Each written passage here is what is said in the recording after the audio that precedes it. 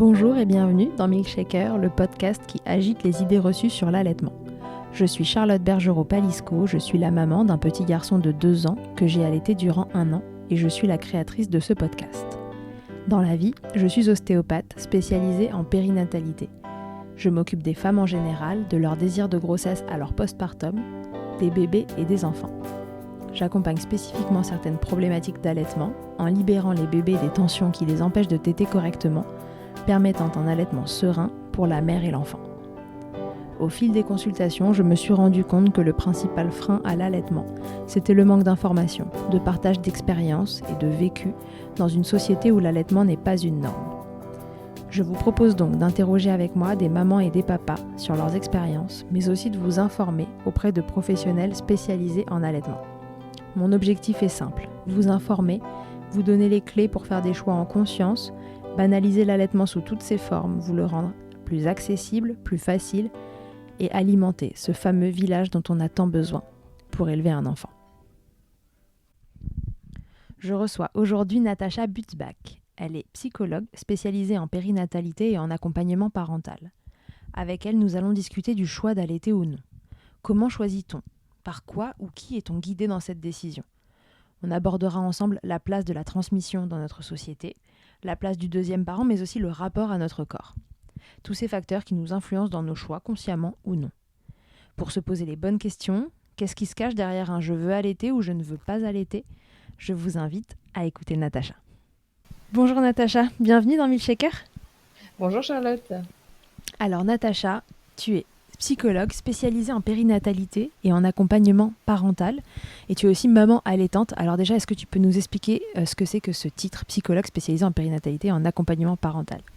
Alors, le principe de la psychologie spécialisée en périnatalité, c'est de pouvoir accompagner les parents tout au long en fait du processus d'enfantement, mais aussi en amont, donc tout ce qui est anténatal, préconception, même envisager le désir de grossesse, accompagnement dans les parcours de procréation médicalement assistée, ou même dans les parcours, euh, par exemple pour les femmes en couple homosexuel, d'avoir des enfants et de pouvoir justement avoir un cheminement là-dessus. Mais aussi tous les cheminements durant la grossesse, avec toutes les difficultés qui peuvent émerger à ce moment-là, et en postpartum et aller en postnatal après, pour se sentir bien dans sa parentalité, dans l'accueil d'un enfant et dans l'harmonie de son couple aussi quand c'est une parentalité en couple. Ok, très bien.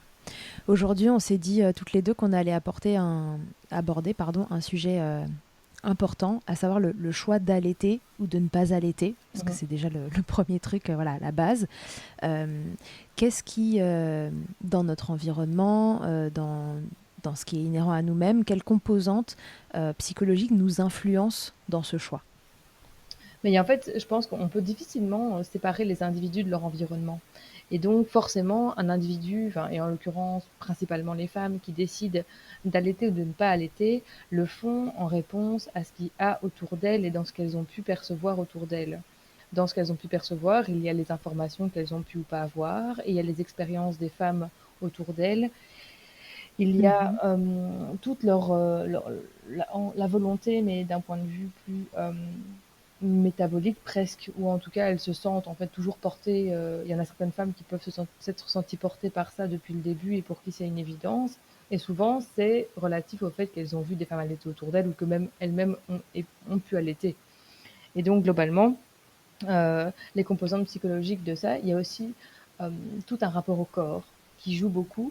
Parce que, par exemple, il peut y avoir des femmes qui aimeraient allaiter, mais qui ont fait, par exemple, une réduction mammaire ou une augmentation mammaire, qui ne veulent pas, finalement, utiliser leur poitrine à des fins nutritifs, nourriciers, parce que ça peut poser problème avec les opérations précédentes. Ou encore... De peur que le corps change ou plutôt par rapport aux opérations ? Il y a le fait que le corps change, mais aussi le fait qu'on sait que malheureusement, dans certains cas d'opération, ça peut engendrer des problèmes pour allaiter.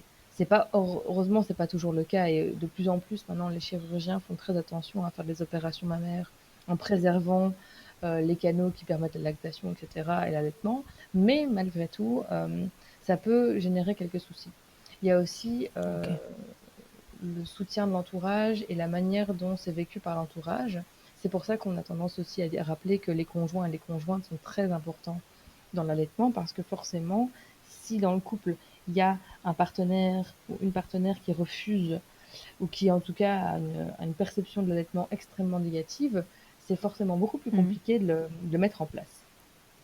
Tout à fait. Puisqu'il y a toutes les croyances aussi inhérentes au fait qu'il faut qu'un autre partenaire puisse avoir sa place, etc. Et donc il y a tout en fait un ensemble tant de facteurs psychologiques personnels, donc aussi de confiance en soi, mais aussi de Mhm. tout l'environnement qui va impacter le choix d'allaiter ou de ne pas allaiter. Oui, d'accord. Donc du coup, dans nos sociétés occidentales, qu'est-ce qu'on retrouve le plus qui peut entraver finalement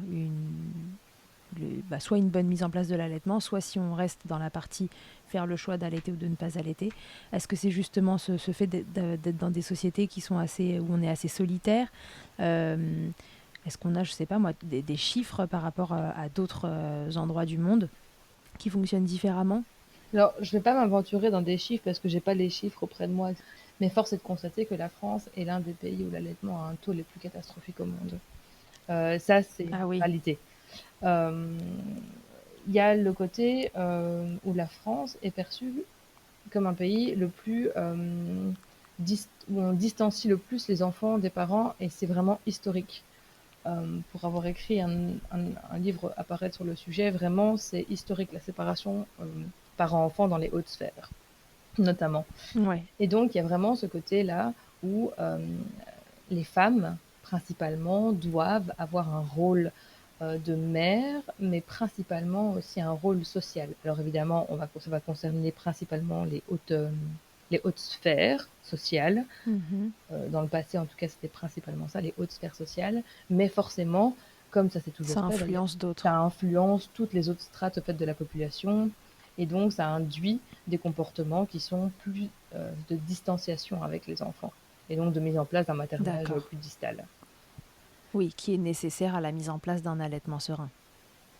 Bah, le maternage proximal est nécessaire à la mise en Ouais. place d'un allaitement serein. Alors que le maternage distal, forcément, ça va te mettre à distance de ton enfant. Donc forcément, c'est beaucoup plus compliqué de créer même parfois un lien avec, mais surtout de créer en effet un allaitement serein et des pratiques en fait qui vont permettre de connaître précisément la physiologie du bébé et la façon dont l'observation en fait des signaux du bébé et donc des besoins du bébé.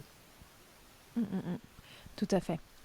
Et de- une des idées reçues qui circule beaucoup, puisqu'on est là-dedans au sujet de l'allaitement maternel, c'est la place que prend la maman, justement. Mhm. Donc ça va un peu avec ce que tu dis, c'est que voilà, t'expliquais que dans nos civilisations et depuis très longtemps, il y a un côté, il faut distancier l'enfant de ses parents et donc de sa maman.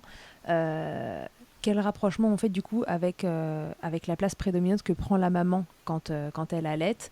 euh, Pourquoi ça freine les femmes et les hommes, et les couples, enfin les familles? Ouais, je pense en fait qu'il y a beaucoup ce côté où les enfants doivent être perçus comme être autonomes le plus rapidement possible. Et alors c'est quelque chose qui tend à changer au fur et à mesure maintenant, en tout cas dans les sphères que j'ai la chance de côtoyer, notamment par les réseaux sociaux, c'est que on a tendance à voir que une autonomie factice telle que le fait qu'un enfant s'endorme seul et qu'il prenne Mm. une tétine ou un biberon quasiment seul, bah forcément ce n'est pas une réelle autonomie, c'est des trucs de Ouais. façade quoi. Mais globalement, c'est encore perçu comme ça. C'est qu'un enfant qu'on va accompagner dans le sommeil, qui va s'endormir en portage, qui va s'endormir au sein, qui va avoir besoin de sa maman en fait pour se nourrir, c'est perçu comme quelque chose d'étrange. Parce qu'on, soi-disant, on rend les enfants dépendants. Mais quand Ouais, c'est ce on que. y pense très simplement, c'est qu'en fait, les enfants naissent dépendants. C'est pas qu'ils paraissent, c'est qu'ils le sont. En fait, que ce Bien soit sûr, on fait les êtres les plus prématurés possibles, quoi. oui, c'est ça, quoi. Donc, qu'on soit en fait dans une optique d'allaitement ou de ne pas allaitement, dans tous les cas, ces enfants sont extrêmement dépendants. Et ils ne sont pas moins dépendants s'ils sont biberonnés, puisqu'ils seront quand même dépendants de leur caregiver, comme on appelle, hein, Mhm. pour avoir du réconfort, du lait, être changés, être endormis, enfin, je veux dire, voilà, ils sont totalement dépendants et d'ailleurs, c'est pour ça que les bébés savent extrêmement bien hurler et que ça nous vrille le tympan. C'est fait exprès, parce qu'ils savent très bien que seuls, ils ne peuvent pas subvenir à leurs besoins et ils ne peuvent pas subvenir tout court. Donc je Ouais, pense qu'il y a les beaucoup pleurs ce ont été côté-là. conçus pour être arrêtés. Ouais, je pense qu'il y a beaucoup ce côté autonomie et aussi le fait que, les femmes, heu, on est rentré dans un système social depuis, bon, bah, quelques siècles, hein, déjà, hein, où on a en fait créé ce qu'on appelle, la famille, nucléaire, qui est Mhm. en fait, Qu'est-ce que c'est? papa, maman, enfant. Ça, c'est la famille Ah, nucléaire de base. ok. Donc en gros, c'est la famille avec laquelle on vit, le plus principalement du temps et avec laquelle en Occident, ça nous paraît extrêmement normal. Mais c'est qu'en Occident, en fait, c'est pas du tout, un truc qui est, dans l'histoire du monde, dans, dans les autres pays du monde. C'est pas un schéma en fait, c'est un schéma qui se tend à se populariser avec l'industrialisation à grande échelle, mais c'est pas le truc le plus Mhm. fréquent et surtout, c'est pas le truc qui permet aux familles d'être le plus épanouies. Dans le sens où on est dans un schéma qui va faire reposer en fait sur, la mère, le soin des enfants et le père, Mhm. le la possibilité de faire rentrer des ressources, financières et Ouais, pour le nourrir boulot en et fait l'argent. ouais, c'est ça et c'est terrible à dire ça comme ça, mais c'est organisé comme ça parce qu'en fait, à partir du moment où on fait reposer, la survie de la famille, et des enfants sur 2 personnes, il faut bah, on se sépare les tâches, en fait et parfois Ouais, tout évidemment, à fait. à l'heure actuelle, on a la mè les mères, bah, doivent bosser, hein, et veulent bosser aussi. C'est une grande lutte qu'on a pu avoir et on peut être autonome et cetera. Mais le fait est que le faire reposer que sur 2 individus la subsistance d'une famille est très compliqué, en fait. Alors que dans d'autres Mhm. régions du monde, ça fonctionne plutôt de manière circulaire, où c'est beaucoup plus, partagé, où le soin aux enfants est beaucoup plus partagé aussi et où en fait tout n'est pas mis sur les épaules d'une seule personne. Or pour l'instant, c'est ce qui se passe souvent, c'est que les mères se retrouvent très souvent seules et quand c'est pas les mères qui prennent un congé parental, bah, c'est le père, hein, souvent. Donc en fait, il y a un des parents qui se Mhm. retrouve totalement seul avec un enfant à longueur de journée, sauf le soir, etc. Et d'un point de vue psychologique et d'un point de vue équilibre psychologique, on ne peut pas franchement dire que c'est ce qu'il y a de plus optimal d'un point de vue sentiment personnel, quoi. Et qui plus est, pour peu qu'il y en ait un qui se sente pas compétent, ne se sente pas efficace, etc., ça va impacter directement ça. Et donc, ça peut générer pas mal de problèmes de démission. Et c'est comme ça qu'il y a plein de, souvent malheureusement, hein, plein de papas qui, par exemple, qui n'arrivent pas à prendre leur place auprès de l'enfant parce qu'ils ont l'impression qu'ils comprennent pas leurs enfants et que ils ne savent pas y faire. Mais c'est simplement parce qu'en Mhm. fait, ils n'ont pas eu tout le temps que souvent la mère a eu avec le bébé. Et c'est toute la lutte aussi de, de favoriser un congé. J'aime pas le congé paternité parce que c'est très orienté, mais en gros c'est le congé Un en fait congé de deuxième parent. du deuxième parent, c'est ça, Ouais. qui permet aussi aux enfants et aux deux parents, en fait, de pouvoir évoluer ensemble et de se connaître mutuellement et donc d'avoir une confiance en ses capacités de s'occuper de ses enfants et donc aussi une capacité à créer des liens qui sont beaucoup plus forts que les liens Mhm. qu'on connaît assez traditionnels avec les pères, quoi. Comment du coup cette période où les femmes ont eu besoin aussi dans un premier temps de travailler et Mhm. puis envie, ce besoin d'indépendance, comment aujourd'hui ça influe encore sur l'allaitement? Alors, j'aimerais juste remettre un truc en évidence d'abord, c'est qu'en fait, les femmes, elles ont toujours travaillé, en fait.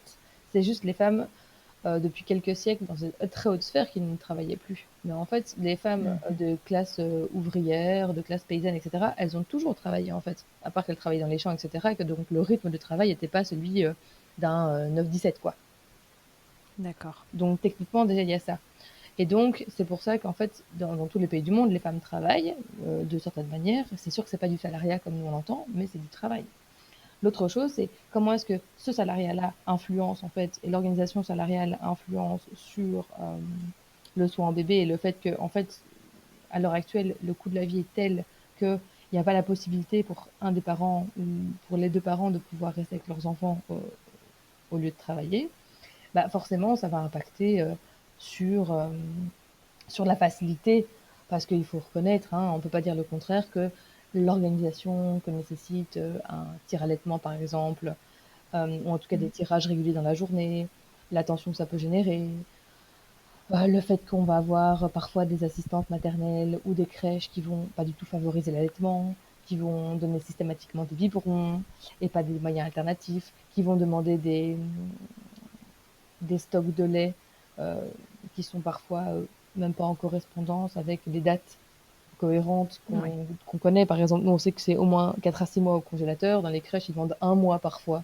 Enfin, ça n'a pas vraiment de sens, en Mm. fait. Donc, il y a tout plein de protocoles comme ça qui, en fait, vont engendrer que, clairement, maintenir un allaitement en travaillant à temps plein peut être compliqué. C'est difficile. C'est faisable. Il y en a plein qui le font.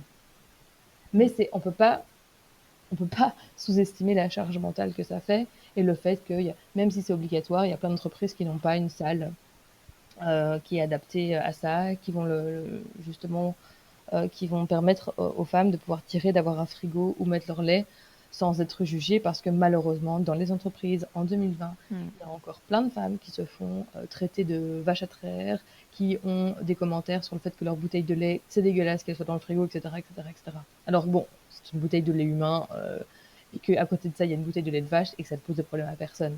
Oui, Mais et que ça choque personne. ouais, alors que voilà, le fait est que du lait humain dans un frigo, étiqueté, etc., eh ben, ça remue encore les langues et en tout cas, clairement, ça peut générer dans certaines entreprises, principalement aussi, j'imagine une entreprise dans le BTP, bah forcément des commentaires et des remarques et des choses qui pèsent en fait.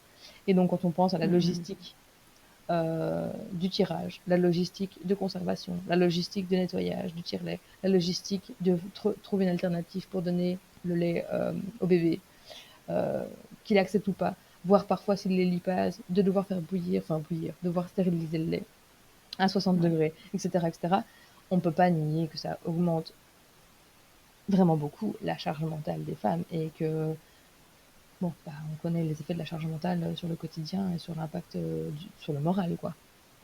Tout à fait. Et donc tout ça, est-ce que c'est des freins à continuer un allaitement, mais c'est aussi finalement un frein à le démarrer, puisque avec le congé maternité, parlons juste du congé maternité, donc pour la maman, la longueur qu'il a aujourd'hui, c'est vite arrivé, 2 mois et demi. Bah, 2 mois et demi, c'est ridicule. Enfin, c'est horrible de dire ça comme ça, mais c'est ridicule. Parce que 2 mois et demi, c'est à peine le temps de faire tourner son allaitement correctement, d'arriver sur un rythme de croisière, et puis après, vous dit, bah écoutez, madame, allez, hop, au boulot. Hein. Enfin, faut être cohérent. Enfin, moi, personnellement, je trouve ça totalement incohérent. Et Oui. je suis complètement outrée par rapport à ça, mais c'est la réalité encore de beaucoup de femmes aujourd'hui. Et en effet, clairement, faire perdurer un allaitement quand on reprend le travail à 3 mois, c'est pas forcément le plus simple. Alors, je sais pas ce qu'il en est dans les statistiques, parce qu'en fait, faut reconnaître que dans les statistiques, la plupart des allaitements s'arrêtent à ce moment-là, en fait. Oui, tout à fait, c'est un des motifs d'arrêt. Oui, tout à fait. Et alors, et c'est d'ailleurs ce qui est horrible, c'est que quand on regarde sur des sites, c'est horrible ce que je vais dire, hein, mais sur certains sites un peu poubelles de parentalité, Mm. on va se retrouver avec des conseils du comment aider à reprendre le travail et comment c'est vrai pour en perspective de reprendre le travail. Il va pas y avoir un seul paragraphe dans l'article du comment organiser son tir allaitement pendant le travail, quoi. Donc Oui, on est parce que aussi, ça paraît déjà une montagne. ouais, on est aussi très influencé par ça. Forcément aussi dans les médias et dans les choses, on vous dit bah oui, en reprenant le travail, bah, on arrête d'allaiter. Hein. Et puis alors, bah forcément, à quoi ça sert de se battre pour allaiter si on doit arrêter dans 2 mois? Bah oui, ça donne pas forcément envie de Et oui, prendre en ça c'est vrai que prise à c'est bras un le corps. sujet. Mm, mm. Et c'est vrai que c'est un sujet, surtout que dans les idées reçues qu'on a sur l'allaitement, mais qui parfois s'avèrent réelles, c'est que les premiers temps sont pas toujours faciles et que le temps que ça se mette en place correctement, bah, parfois, voilà, c'est le temps auquel on arrive pour après préparer la reprise du travail. Donc ça peut être décourageant pour certaines mamans. Oui, et je pense complètement que pour un premier enfant, après, voilà, c'est une observation perso c'est une observation perso, mais pour un premier allaitement, pourvu que tout se passe bien, je pense qu'il faut, on va dire, allez, 1 semaine, 10 jours pour plus ressentir de gêne, quoi. Pour peu qu'on ait un enfant qui est un Si petit tout va train bien. Oui, c'est ça, vraiment, dans le cas où tout va bien, quoi. On a réussi à éviter euh, on a mis au sein parfaitement et où tout va vraiment super bien et où l'enfant n'a pas de problème de prise de sein, etc. Au bout de ouais, 8-10 jours, ça va. Après, il y a tous les. Mm. Il n'empêche qu'on peut avoir des fuites de lait jusqu'à 8 mois, etc. Hein. Mais d'un point de vue pratique et douleur, ça peut rouler et on peut se trouver plutôt assez à l'aise. Par contre, pour bloquer, Oui, ça peut aller vite. Et puis parfois, il y en a aussi qui ne ressentent pas de douleur tout oui, court parce que on ça, rappelle voilà, que l'allaitement, normalement, c'est pas douloureux du tout. Donc après, il peut y avoir un petit couac au démarrage, mais ça doit vraiment pas durer longtemps. c'est ça. Ça Voilà. peut être gênant, mais pas douloureux. Et c'est vrai que c'est important de le dire. Mais le fait est que quand même, bah, il y a des cas où il y a des bébés qui ont des freins de lèvres, de langue, des bébés de joues, voilà, des bébés qui Mm. ont des petits blocages au niveau des cervicales, des bébés qui sont nés avec une difficulté de succion, des bébés qui sont faits, enfin, il peut y avoir des tonnes de cas comme ça, et des bébés qui sont passés par la néonate, qui ont été intubés et pour qui la succion est très compliquée. Euh, Ouais. bon, Une voilà. multitude de raisons pour que ça prenne un peu plus de temps à Oui, se c'est mettre en ça. place au démarrage. Et malheureusement, le congé maternité n'est pas dépendant des difficultés qu'il y a pu avoir au départ de la vie d'un enfant, alors que franchement, quand on voit la façon dont se passe un accouchement, bah, s'il a été traumatique, ça, franchement, le corps et l'esprit et la relation au bébé peut être beaucoup plus longue à mettre en place. Et donc, il faudrait presque adapter Mhm. le congé maternité à la façon dont ça s'est passé, quoi, pour que Ouais. un peu, il y ait un peu de possibilité en fait de se réparer aussi. Et donc aussi de Ouais. permettre un allaitement qui se passe bien. Euh, Mhm. c'est pour ça que j'aime bien, moi, qu'il y ait des influenceuses qui parlent de ça, parce que, par exemple, elle est très connue, mais c'est chouette, mais il y a Little Bunbao, sa fille, elle a eu une fréno, elle a fait tous les exercices, elle fait de la chiro, etc. Et pourtant, l'allaitement n'est toujours pas forcément évident, alors que sa petite fille, je crois qu'elle a plus de 4 mois maintenant. Donc, il y a des fois où c'est encore compliqué. Ouais. Et il y a des Donc, suctions qui bon, sont plus ou moins faciles à rétablir, entre c'est ça, guillemets, voilà, et c'est c'est vrai ça. que parfois ça prend vraiment du temps. Mais c'est pas pour autant que l'allaitement n'est pas possible. C'est juste que parfois, c'est pas aussi facile et que forcément, quand on ajoute à ça une reprise du travail, quand on ajoute à ça un conjoint qui est pas soutenant, quand on ajoute à ça un sentiment de confiance en soi, bah, amoindri, parce que quand on a quelqu'un ou même plusieurs personnes qui ne nous soutiennent pas, la confiance en soi est très amoindrie. Et clairement, pour moi, Mhm. un élément clé dans la psy-périnatalité, c'est comme ça qu'on appelle ça principalement, hein, c'est Mhm. le sentiment d'auto-efficacité des parents envers le soin de leur enfant. Ouais. C'est quelque chose qui est extrêmement, extrêmement fragile et qu'il convient de renforcer et de... C'est le fait de se sentir suffisant en fait quand on s'occupe de son enfant, c'est ça? Oui, c'est ça, c'est vraiment ce sentiment d'être capable de le faire et d'être efficace quand on le fait. D'accord. Et les pratiques de maternage proximal et de parentage proximal globalement aide à se sentir compétent parce que en fait on répond aux besoins et même voire souvent on les anticipe et donc ça permet en fait que ça se passe bien et qu'on se sente à l'aise dans son rôle de parent. Mais je pense que Ouais. tous les parents qui ont des bébés avec des reflux gastro-œsophagiens, qui ont des bébés avec des petits soucis X ou Y, qui font que le bébé pleure beaucoup, que l'allaitement se passe pas bien et donc il peut y avoir cette pensée du je ne suis même pas capable de le nourrir. Et pour peu que ça suive une Mhm. césarienne, je n'ai même pas été capable de le mettre au monde naturellement, etc., etc. Donc tous ces éléments-là Mhm. vont énormément impacter en fait le sentiment d'auto-efficacité parentale et donc aussi la Mhm. manière de créer du lien avec ce bébé. Tout à fait. Pourquoi on a peur de de cette soi-disant dépendance que l'allaitement va créer? Pourquoi on en a si peur? Bah, je pense qu'on est dans une société extrêmement individualiste et extrêmement prônant extrêmement l'autonomie, l'autonomie et l'autosuffisance. Alors que quand on est Mhm. humain, ça me semble un petit peu absurde, hein, mais bon, ça c'est encore ma perception personnelle Mhm. avec c'est peut-être des convictions politiques qui sont sous-jacentes. Mais je pense que globalement, c'est ça. C'est le fait qu'on est vraiment dans une société qui prône l'individualisme et l'autonomie à toutes les échelles. Et donc, forcément, ça veut dire que une femme et un enfant qui seraient dépendants mutuellement et des enfants qui seraient dépendants à long terme, ça crée un problème puisque ça empêche d'avoir la vie, entre guillemets, rêvée où on peut laisser le gamin à n'importe qui et puis il s'endort n'importe où et qu'on peut retourner faire sa vie et faire ce qu'on veut. Or, on peut très bien faire Mhm. ce qu'on veut et sa vie avec un enfant aussi, garder avec soi, mais c'est pas l'image sociale qu'on se fait des choses. Alors que c'est possible, mais c'est Ouais. pas l'image sociale qu'on se fait. On a l'impression, par exemple, que pour aller à la banque, il faut laisser son enfant, que pour aller faire une soirée avec des amis, il faut laisser son enfant, que pour aller... Et il y a des fois où ça peut être très bon pour le couple qui en ont besoin de se retrouver à deux, mais il y a plein de fois où en fait c'est juste l'image sociale qui est renvoyée, qui ne correspond pas en fait à, euh, Ouais. à ce qu'on peut faire et ce qu'on aurait envie de faire. Du coup, il y a un différentiel aussi entre ce Ouais, qu'on peut penser vouloir être bien ce qu'on peut penser plutôt être bien et ce qui est vraiment bien pour nous, en fait. Ouais, c'est ça. Notre libre arbitre, il est un petit peu modifié par les injonctions de la société et le fait que voilà, c'est bien de retrouver vite son couple, vite son autonomie, C'est ça, etc. tout à fait. Sa sexualité aussi, parce qu'il y a aussi là, l'allaitement impacte aussi la perception qu'on a de la sexualité. Il y a plein de gens qui vont croire qu'un allaitement va empêcher une sexualité épanouie ou que le cododo va empêcher une sexualité épanouie aussi dans le couple, en ayant comme perspective qu'un couple doit forcément retrouver une sexualité le plus rapidement possible. Et le problème Mm, qu'il y mm. a, c'est qu'il y a encore des charmants psychiatres contemporains euh, sur la pente descendante, certes, mais encore contemporains, qui vont, Mais quand même. ouais, qui vont dire, est-ce qu'on doit le nommer ou pas, je ne sais pas, qui vont dire qu'après 3 mois, il faut que le bébé arrête de téter puisque la mère doit retrouver sa sexualité, comme si c'était Mm. incompatible en fait. Alors que Ouais, je pense que la plupart des allaitantes long cours diront que, bah, en fait, si, globalement, ça va, merci. ouais. Euh, c'est ça. Et il y a ce côté aussi très fort, tiré de la psychanalyse freudienne, qui va être du tiers séparateur, en fait. Du fait que en fait, le bébé va créer une dyade Mhm. fusionnelle avec sa mère Ouais. et que le père doit venir séparer cette dyade.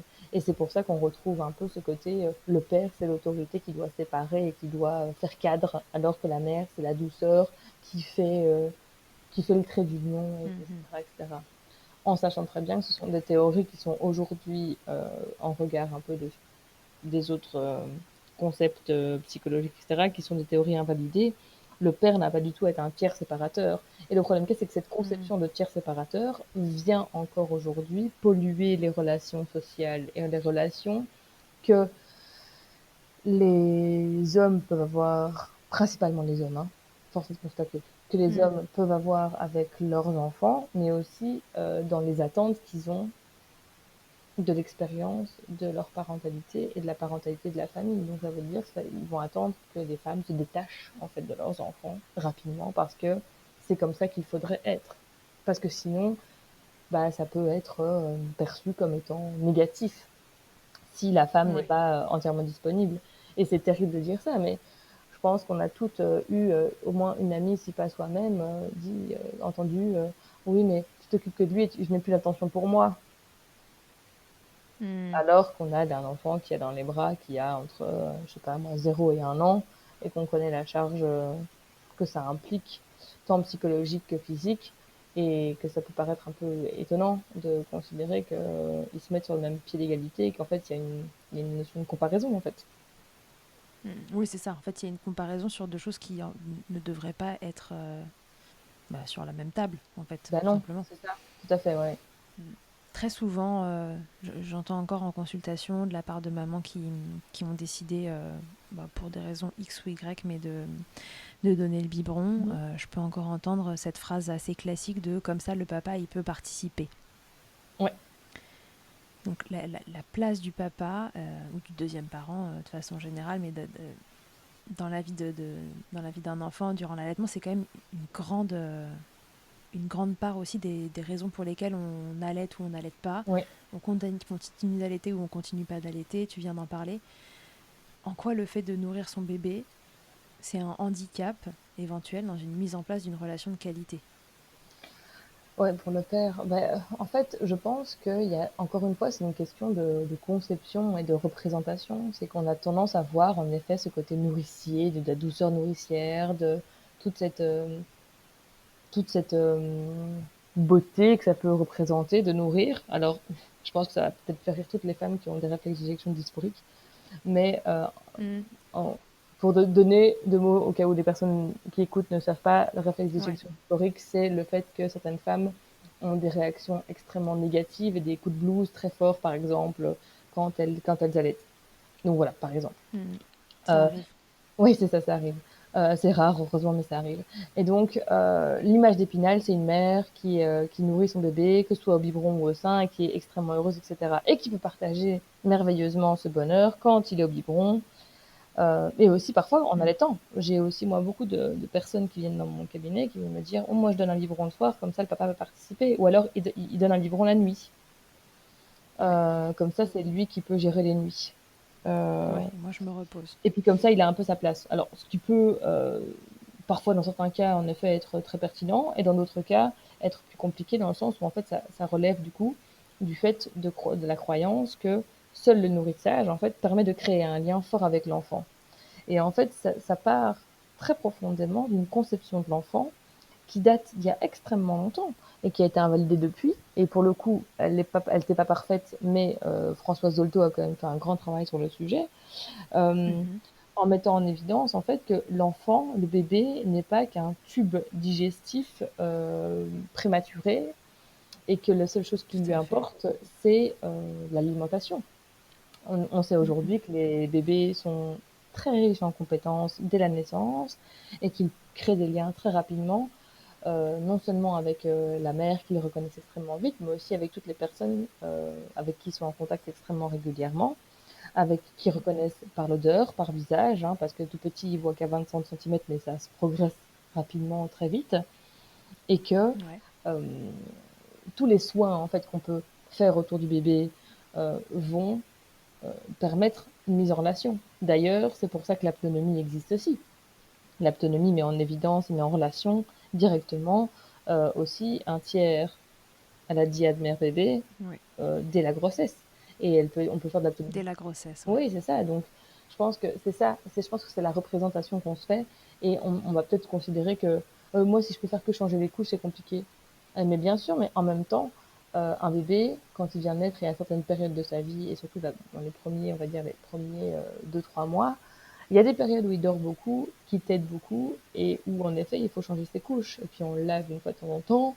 Et puis, mais en gros, ses Mhm. principales activités, ça va être être dans les bras, téter, et avoir besoin d'être changé ou d'éliminé de manière à créer son bien-être en fait. Mais c'est pas que ce soit la mère ou le père en fait, c'est pas ça la question en fait, c'est le fait qu'il y a tous les autour en fait, tous les partages autour, tout le fait un bébé à qui on ne sourit pas ne va pas se développer en fait. Et ça c'est Mhm. il y a des divers psychologues et psychiatres qui l'ont mis en évidence, comme Spitz qui parle d'hospitalisme etc. Et de dépression en fait du nourrisson et d'enfants qui vont jusqu'à se laisser mourir quand ils n'ont pas de contact en fait relationnel, pas de sourire, etc. Ouais. Donc ça prouve à quel point en fait le lien au bébé, la relation qu'on met avec le bébé ont un impact en Et fait plus important sur. que l'alimentation Ben, en elle-même. oui, c'est ça. Il y a plein de, on a mis en évidence hein, avec Bowlby, c'est Bowlby qui a mis en évidence dans la théorie de l'attachement à quel point les bébés singes allaient se raccrocher au grillage dufteux et chaud plutôt qu'au grillage froid donnant le lait. Parce qu'en fait, Mhm. c'est cette contenance-là et ce côté chaleur humaine, entre guillemets, enfin, même pas humaine, mais ce côté chaleur et care, en fait, Ouais. qui, euh, qui joue et qui importe, en fait, euh, dans le lien et dans le bien-être, dans le développement. Et donc, je pense que c'est surtout Ouais. ça. Je pense que c'est ce manque d'information, en fait, dans toutes les possibilités aussi qu'ils ont. Parce que ils ne voient souvent, les parents qui décident de ne pas allaiter, etc., ne voient que dans le fait d'allaiter. Ils ne voient pas toutes les autres choses qu'il y a à faire dans les soins, Ouais. ou en tout cas ne valorisent pas en tout cas ces soins-là. Outre cet aspect sociétal, enfin, tu vois, des croyances qui se passent et se repassent, etc. Pourquoi on a tant besoin moi, je trouve qu'il y a deux trucs qui reviennent régulièrement, et c'est d'ailleurs sur ça que les bébés et les enfants viennent nous embêter en premier. C'est, on a tous profondément besoin que nos enfants mangent bien, on a envie de les nourrir, Mm, et on a envie qu'ils dorment. mm. Ouais. Et quand il y a un couac quelque part, c'est un peu toujours les repas ou le sommeil qui sont les premiers perturbés. Mhm. Pourquoi, pourquoi on met une telle importance dans le fait de nourrir, bien nourrir son enfant? Bah, je pense que c'est dans le côté subsistance que ça implique, hein. Le fait de la nourriture, bah forcément, on sait très bien que ne pas se nourrir, ne pas manger, ça cause forcément du tort. Le gros problème qu'il va Mhm. y avoir, ça va être dans le rapport à la nourriture. C'est extrêmement vaste comme sujet pour le coup. Et c'est très Oui. compliqué. Il est très très complexe. Pourtant, ça devrait être la chose la plus naturelle du monde, mais c'est une des choses les plus complexes en fait et qui dit énormément tant de notre culture, dans notre culture environnante, hein, Ouais. occidentale en l'occurrence, là, dans le cadre où on parle principalement, mais aussi dans le cadre de la culture familiale etc. Et donc, il y a beaucoup de croyances, il y a beaucoup d'etc. Où les gens vont, par exemple, être extrêmement inquiets quand ils ne peuvent pas mesurer la quantité de ce que des enfants Ouais. ou les bébés avalent. Et donc, Oui, c'est ce que j'allais dire. l'allaitement, Parfois, c'est plus que la qualité, c'est la quantité. ouais, On a c'est besoin de ça, la savoir quantité des ce choses. qu'il a mangé, quand, comment. C'est ça. Et donc, l'allaitement occulte forcément cette notion-là, puisque nous ne savons pas combien ils avalent, nous ne savons pas euh, exactement quelle est la quantité qu'ils produisent, etc. La seule chose qui nous rassure, c'est que ce qui rentre sort, et donc s'il y a 5 ou 6 couches remplies par jour, c'est que tout va bien. Et il y a des Ouais, personnes qui sont extrêmement anxieuses à cet endroit-là, à ce niveau-là, et au lieu d'être invitées par un personnel soignant notamment à, entre guillemets, traiter cette anxiété, ils mhm. vont plutôt être invités à dire, bah oui, mais si c'est pas pour vous, bah c'est pas pour vous, quoi. Mm, mm, mm. Donc il y a ce côté-là aussi, c'est Ouais, que l'allaitement, clairement, est un premier acte de lâcher prise de lâcher prise dans la parentalité. Parce qu'en effet, tout à on ne fait. sait pas quand est-ce qu'il va téter, on ne sait pas la prochaine tétée quand elle aura lieu, on ne sait pas combien ils prendront, on ne sait pas si on sera quelqu'un qui aura une grande capacité de stockage ou une petite capacité de stockage, on ne sait pas si on va allaiter que d'un sein ou des deux. Alors idéalement on dit les deux, mais Ouais. finalement bah, on sait qu'il peut y avoir que d'un seul sein. Voilà, et il y a tellement d'inconnus en fait que ça peut angoisser beaucoup les gens, je pense, et que ça peut générer du coup Mm. beaucoup de besoin de contrôle en fait. Et je pense que ce besoin de contrôle impacte énormément aussi le choix, voire la poursuite de l'allaitement. Bien sûr. Ouais. Et comme on est dans une société où c'est plutôt bien vu, en fait, de contrôler. Bien sûr, parce qu'on sait si... bah, moi, je vois bien, hein, même moi, on m'a posé la question, moi je me souviens, ma petite puce, elle avait 10 mois, et la doctoresse me pose la question en me disant, tiens, et alors elle continue à téter? Et moi, bah oui, elle tète hein, toujours. Ah oui, matin et soir? Bah non, en fait, Non. approximativement toutes les 12 heures, toutes les 2 heures, en fait, hein, on va être clair. Ah bon, tant que ça? Ben oui, en fait, madame, enfin, c'est un bébé de 10 mois qui est diversifié, mais qui mange pas spécialement, particulièrement beaucoup, qui a des poussées dentaires, Mm, et pour qui les aliments ne sont pas les choses les plus agréables. mm. Et donc voilà, et c'est comme ça que ce que je trouve très triste, c'est que ce genre de remarques, en fait, par des professionnels, notamment par des pédiatres, vont amener les parents à mentir. Et moi, c'est ce que je regrette amèrement dans, dans cette manière d'accompagner les parents par certains professionnels, c'est qu'en fait, les parents vont être amenés à mentir, à ne pas tout dire et à faire les choses en fait de manière cachée. Et alors, si parfois c'est très bien fait, parfois je trouve quand même qu'il serait quand même de bonne loi que les professionnels puissent accompagner les parents en fournissant des informations justes, notamment Ouais. sur l'allaitement, le cododo et le portage, plutôt qu'en disant ah Mm. mais vraiment, comment ça il dort avec vous? Ou mais non, il faut pas, hein. Bah oui, mais en disant ça, en fait, on va juste générer, en fait, par exemple, le fait de taire les informations, alors qu'on les parents auraient besoin de savoir comment faire un code bleu sécuritaire. Mais ces professionnels de santé eux-mêmes, en fait, baignent dans cette société bourrée d'idées reçues, de croyances. Tout à fait. Donc c'est ça aussi le problème. C'est-à-dire que qu'ils soient professionnels de santé ou non, avant tout, ils sont des êtres humains avec eux-mêmes leurs Bien croyances sûr, et que leur pratique professionnelle est influencée par ça. tout à fait. Mais tout à fait. Et c'est pour ça aussi que moi, là, je suis en train de créer une formation destinée aux professionnels, justement, pour améliorer l'accompagnement parental sur ce sujet-là. Parce Mhm. qu'il y a un vrai manquement de ce côté-là. Il y a un vrai manquement dans les informations, en fait, euh, qu'on peut avoir de la part des professionnels qui ne sont pas des professionnels et souvent, en fait, des gens qui sont bah, formés Mm. par ça, parce qu'ils sont, en fait, parce qu'ils sont passés par là, en fait. Souvent, c'est quand même beaucoup le vécu perso qui ouvre la porte sur un truc qui était, waouh, mais en fait, je savais Ouais. pas. Pendant des années, j'ai Mm, cru mm, que, mais mm. en fait, non. Ouais. Et comme je dis toujours, le problème, c'est pas les gens qui savent pas, c'est les gens qui croient savoir, mais enfin qui savent pas, mais qui croient savoir.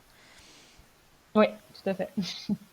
Donc là, on a beaucoup parlé de notre environnement, de notre héritage émotionnel, de croyances. Mhm. Euh, Qu'est-ce qui influence d'autre le choix d'allaiter ou non? On parlait tout à l'heure du rapport au corps. Est-ce qu'on peut développer ça un petit peu, hors croyance, hors tout ça? Comment le rapport d'une maman à son corps, et sa poitrine plus particulièrement, peut influencer son choix d'allaiter ou non? Alors il y a quelque chose qui revient beaucoup aussi, c'est il y a la notion de pudeur. Et en fait, Mm. on voit beaucoup dans le choix d'allaiter ou le choix d'allaiter de manière découverte. Par exemple, aux Ouais. États-Unis, c'est très fréquent d'allaiter partout, mais d'allaiter avec une couverture. Parce qu'il y a cette Mhm. notion de pudeur qui rentre en ligne de compte et qui peut être quelque chose qui est induite aussi dans une culture familiale, une culture sociale, etc. Mais où on va avoir peur en fait de se montrer et avoir l'impression qu'on s'exhibe quand on allait. Donc à ce côté-là aussi, D'accord. c'est la crainte aussi du regard que peuvent poser les autres sur une poitrine partiellement dénudée pour des raisons d'allaitement. Même Mhm. si des super marques créent maintenant des vêtements où vraiment on peut allaiter en sortant à peine le bout de sein quasiment et où Ouais. c'est extrêmement extrêmement discret. Mais bon voilà, en soi, qu'on choisit d'allaiter avec un vêtement ou un autre, euh, la question est souvent ça, c'est de sortir son sein en public. L'autre côté aussi, c'est le rapport à sa poitrine, dans le sens où il y a beaucoup de femmes qui ont extrêmement peur de comment vont devenir leurs poitrines après l'allaitement. Et Ouais. Oui, parce que une des grandes idées aussi qui circule, c'est ça va te déformer la poitrine.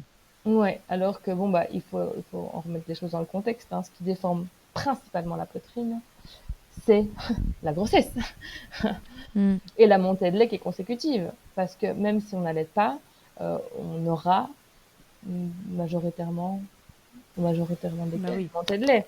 Et donc, c'est la montée de lait qui est la plus tout à fait. faramineuse. Et forcément, oui, dans la grossesse aussi, hein, les seins se modifient énormément parce que métaboliquement, les seins se préparent à allaiter.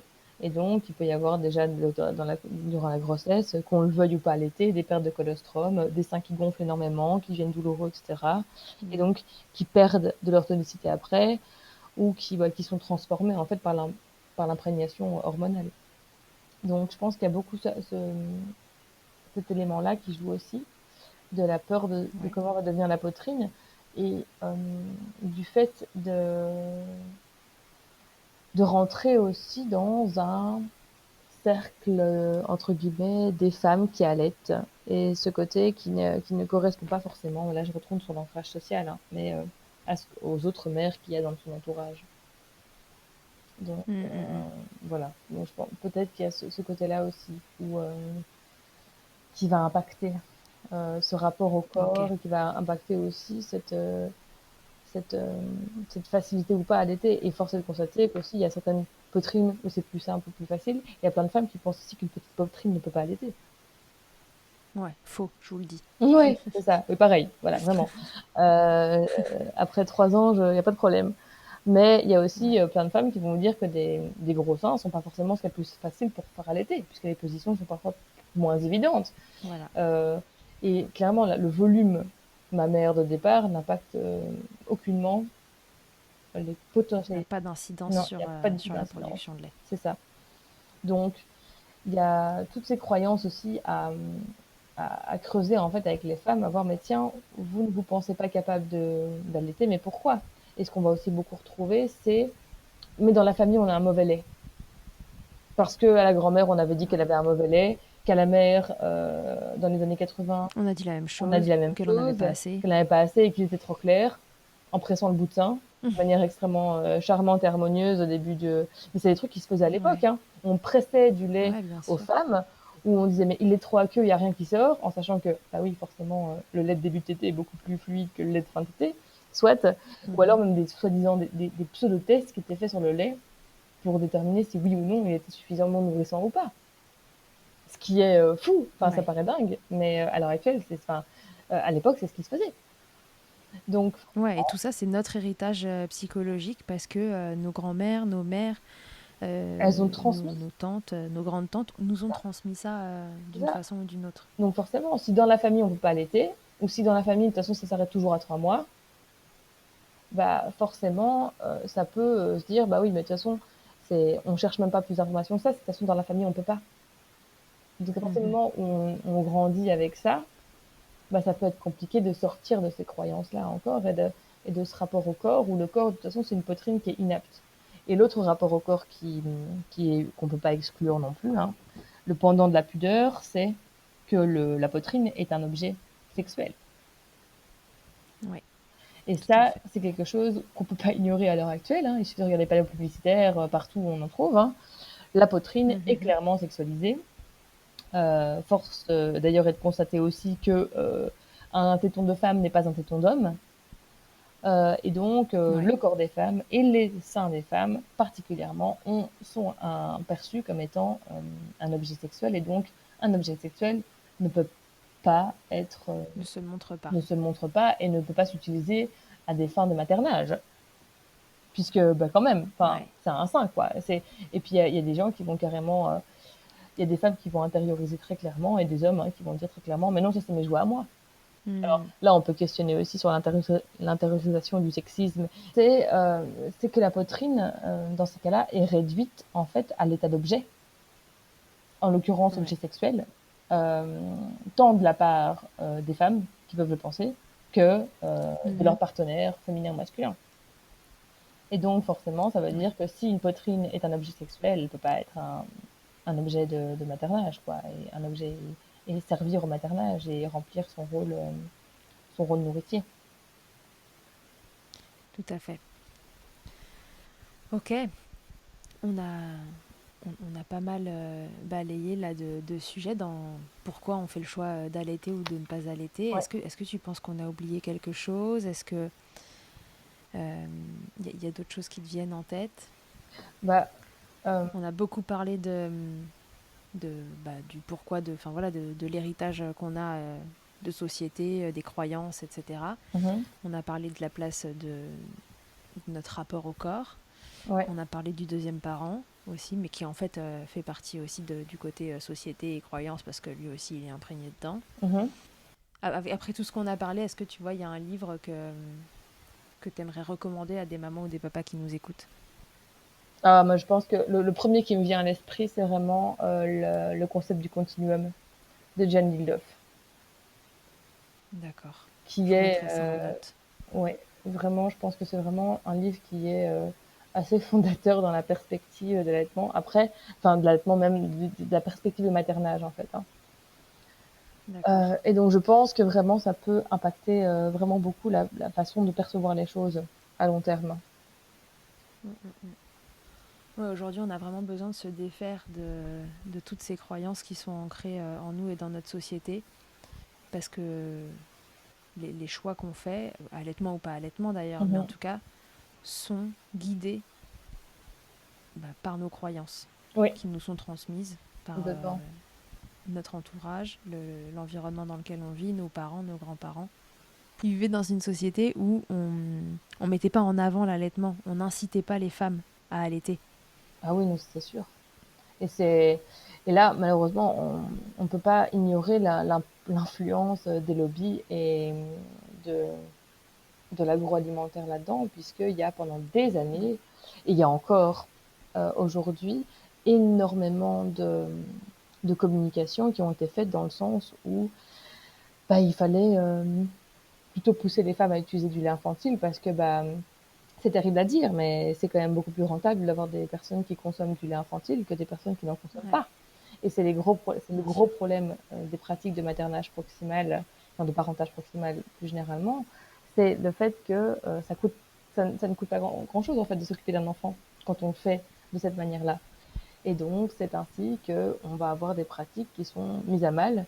Et c'est encore Mm, le mm. cas aujourd'hui, notamment grâce à Nestlé, qui encore aujourd'hui va financer des maternités et autres hôpitaux dans divers pays du monde sous prétexte, et seulement, pardon, pas sous prétexte, mais sous condition que les Mm. soignants fournissent les premières boîtes de lait gratuitement aux mères, induisant Mm, mm. forcément bah, une absence de Un choix. lactation ensuite. Mm. Voilà. Oui, un choix de cette marque-là en plus. Oui, c'est ça en plus, hein. Mais Mm. pour les fidéliser, entre guillemets, puisqu'une lactation qui se fait pas en route bah, permet bah, un allaitement de ne pas se tenir, hein, même si on sait que la lactation est possible, mais il faut le savoir, encore une fois. Et quand Mm, on ne le mm, sait pas, mm. voilà. Et dans les pays en voie de développement, par exemple, donner du lait infantile, pour moi, c'est criminel en fait. C'est criminel parce qu'ils n'ont pas les moyens de payer les boîtes de poudre de manière Ouais. pérenne sur le long terme, que l'eau à disposition n'est fort souvent pas potable. Et c'est comme ça qu'on a des millions d'enfants qui ont des grosses maladies, des grosses pathologies, qui sont en sous-nutrition parce que les boîtes de poudre étant tellement chères, la quantité est sous-dosée après par les familles qui n'ont pas les moyens. Et ça, je Ouais. ne l'invente pas.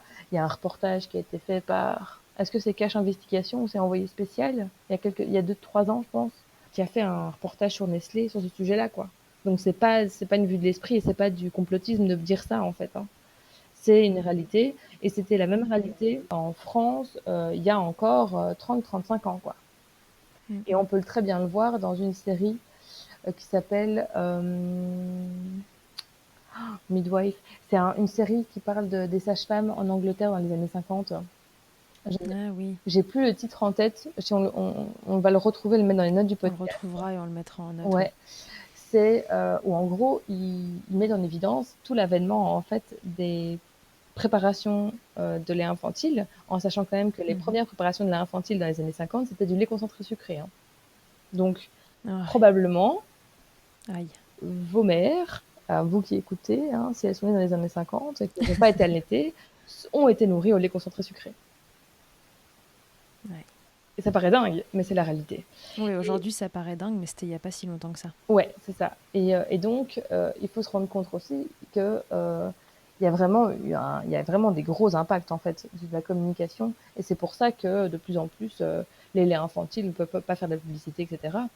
Et qu'il y a d'ailleurs de moins, je sais même plus si certaines pubs sont encore autorisées. Au niveau des laits infantiles, je sais pas quelles sont encore autorisées. Pour être honnête, j'ai pas la Moi télé, aussi, je pense qu'il y en a encore. donc Ah, je ne sais peut-être pas pas. à la télé. Mais je sais que il y a, Je sais pas, bonne question. en tout cas, je sais qu'il y a plusieurs distributeurs qui respectent le code par rapport à l'allaitement, etc., et qui donc Mhm. ils ne promeuvent pas tout ça. Mais en tout cas, je sais que voilà, c'est techniquement, il faudrait fournir de l'information, du soutien, et c'est pour ça qu'il y a tout le réseau de pharmacies qui s'est créé aussi d'aide à l'allaitement qui existe pour Mhm. justement où ce n'est pas des pharmacies où on voit des boîtes de lait à tire-larigot, où les boîtes de lait sont en réserve, elles sont données aux mères qui viennent ou aux parents qui viennent chercher ça et qu'avant de leur donner, on va chercher avec elles savoir si on peut les aider à poursuivre leur allaitement. Ouais. Je crois Donc, qu'ils ont le droit, tu vois, de faire de la pub, mais qu'ils se doivent de noter. C'est un truc du style que le lait maternel, c'est le meilleur, enfin, c'est le meilleur pour vos bébés. gros, ouais, c'est D'accord. ça. Bon, enfin, tout ça, voilà, ça nous influence plus ou moins consciemment, souvent très inconsciemment dans nos choix d'allaiter ou non. Mm -hmm. Alors, à des mamans qui se posent la question, qui écouteront Milkshaker et puis qui sont peut-être enceintes ou même pas enceintes, mais qui se posent la question, est-ce que j'ai envie d'allaiter ou pas? Quels conseils tu pourrais leur donner pour faire un choix le plus en conscience possible? Quel conseil? Moi, j'aimerais vraiment leur conseiller, enfin surtout leur conseiller, c'est mais euh, pourquoi allaiter et pourquoi ne pas allaiter déjà, savoir pourquoi, essayer de vraiment Mhm. savoir et d'aller voir dans leurs croyances en fait et qu'est-ce qu'il y a derrière dans ces réponses, dans leurs réponses, quelles sont les Ouais, qu'est-ce croyances. qui se cache derrière le j'ai envie d'allaiter et qu'est-ce qui se cache derrière le je n'ai pas envie d'allaiter? C'est ça, C'est voilà. ça? Et quelle est entre guillemets, quelle est quelles sont les informations objectives en fait à leur disposition pour les accompagner dans un choix éclairé. L'objectif, ce sera jamais de rendre l'allaitement obligatoire et de fustiger les femmes qui ne le font pas, etc. Parce que il y a dans plein de Mhm. cas, on n'a pas cité, c'est vrai que ces cas-là où il y a des cas d'agression sexuelle où clairement les femmes sont coupées de leur corps et où c'est où la sexualisation de leur corps est très compliquée. Il y a des cas où clairement la sexualisation du corps est tellement importante et le traumatisme par rapport au corps est tellement important que voilà, c'est compliqué. Il va y avoir des mères ou qui ont Mhm. eu un cancer du sein et où elles n'ont plus de glandes mammaires, donc forcément elles ne peuvent pas allaiter. Euh, Mhm. mais le fait est que l'objectif c'est quand même de pouvoir en fait, donner aux femmes toutes les informations qu'elles peuvent, parce qu'il y a quand même un très gros pourcentage de femmes qui allaitent au moins au début, Ouais. Ou au moins qu'ils veulent essayer. qui veulent essayer. Et le problème c'est que à cause des croyances qu'elles ont, etc., et que les couples ont, et que les familles ont globalement, et qui ça peut amoindrir et mettre à mal les allaitements parce que quand on n'a pas de soutien, encore une fois, bah, c'est très compliqué de tenir la barque face à quelqu'un qui va critiquer, par exemple, le fait d'allaiter. Oui, et moi je ne peux pas créer de lien avec l'enfant, etc. Donc c'est Mm. tout un chemin qui peut se faire. Et c'est des questions, par exemple, moi, que je pose systématiquement dans mes accompagnements que je fais pendant les grossesses, que je propose en fait, Ouais. pour permettre une meilleure arrivée du bébé, de la naissance et du postpartum en fait. C'est toujours de dire ok, mais ok, où est-ce que vous en êtes par rapport à ce sujet-là? Comment est-ce que vous vous percevez par rapport à ça? Quelles sont vos croyances? Comment vous le vivez? Comment on prépare le postpartum? Comment on crée du lien avec un bébé, etc., etc. Et comment on crée du lien avec un bébé? Bah, évidemment, tous les parents qui biberonnent pas vont vous dire, bah, moi, mon bébé, j'ai un lien extrêmement fort avec lui. Bah, bien évidemment, ça prouve bien que la question du Mm. nourrissage du bébé n'est pas important, en fait. Ouais, ouais. Il faut qu'il soit nourri, ce bébé, bien sûr.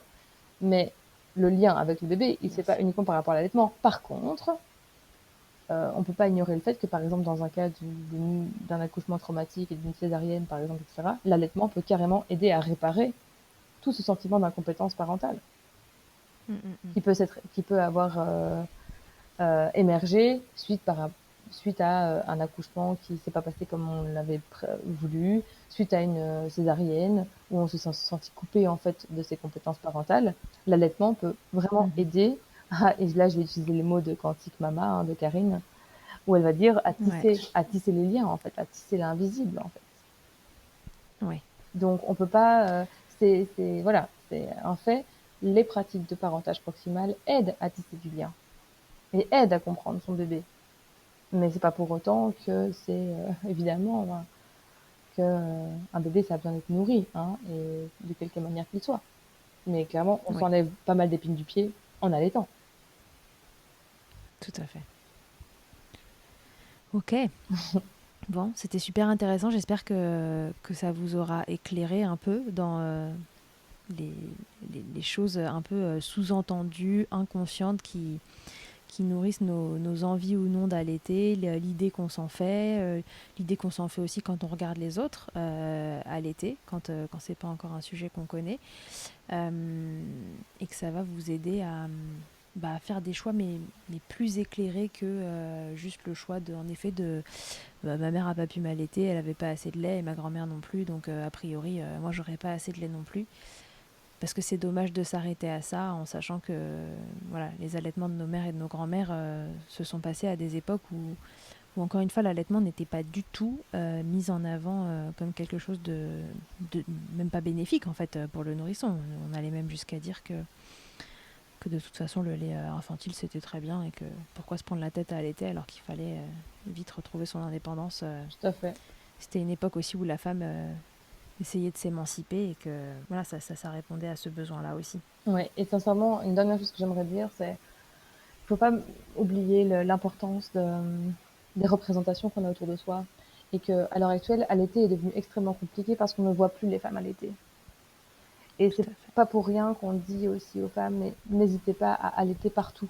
Moi, j'aime pas dire allaiter en public parce qu'on va pas chercher le public pour allaiter devant lui, mais allaiter partout, Mm, en effet, parce que le fait de voir des femmes allaiter, le fait de voir les positions qu'on peut faire prendre au bébé, le fait de voir les manipulations de bébé pour le mettre au sein, le fait de voir un bambin prendre le sein, etc. mm. Forcément, euh, ça ancre dans l'inconscient, là, les connaissances de base, en fait. Je veux dire, Ouais, l'allaitement est quelque chose de physiologique, mais il n'est pas pour autant inné, spontané dans la manière de mm. l'aborder. C'est pas pour rien qu'on a besoin de consultantes en lactation pour aider à la mise au sein, etc. Parce qu'on voit tellement peu de femmes le faire qu'en fait, ça nous paraît bizarre et qu'avant que ce soit le nôtre, souvent on n'a pas vu une femme faire une mise au sein, quoi, et mettre le bout de nez au niveau du mamelon pour que le bébé Ouais, fasse une bascule de tête, pour que le bébé chope le sein la bouche grande ouverte, qu'il y ait bien une succion, qu'elle ait fait ventouse, etc., etc., etc. Et donc je pense que le fait d'aller au contact avec des femmes qui allaitent, le fait d'aller parler avec elles, le fait de voir leur bébé téter, le fait de voir tout ça, de vraiment de se confronter au milieu en fait de l'allaitement et de se dire ok mais en fait ça va normaliser et rendre les choses beaucoup plus faciles. Si on a vu 15 ouais, femmes allaiter et si on a vu surtout N'hésitez pas à aller voir des copines en postpartum. Si vous avez des amis en postpartum, non seulement elles ont besoin de compagnie, dans tous les cas, Ouais. venez avec, Amenez-leur un truc à manger, ouais, venez avec de videz la le nourriture. lave-vaisselle. Voilà, c'est ça. Venez avec de la nourriture, faites la vaisselle avant de partir et prenez soin d'elle parce qu'une femme qui vient d'accoucher a besoin d'être maternée, clairement. Elle Euh, aussi. ouais, mais surtout observez ce que c'est que le rythme de la nourrition, etc. Ne restez pas sur les croyances de un bébé ça fait toutes les 2 heures ou toutes les 3 heures, etc. Parce que la réalité d'un nourrisson, ça peut être aussi très éclairant. Ça peut être un peu effrayant aussi au départ, mais ça peut être très éclairant et rendre les choses beaucoup plus sereines quand on y est, parce qu'on se dit bah oui finalement c'était bien comme ça que ça se passe, mais je le savais. Et donc ça me fait moins peur. Et donc j'ai moins la croyance que c'est anormal la façon dont ça se passe. Et Ouais. cette crainte de la normalité et cette crainte de il y a quelque chose qui est pas normal, il y a un problème et cette crainte qu'il fallait attendre autre chose va générer beaucoup d'angoisse et de problèmes et de, de manque de spontanéité en fait envers son enfant qui ne demande pourtant que de l'authenticité et de la spontanéité. Ok.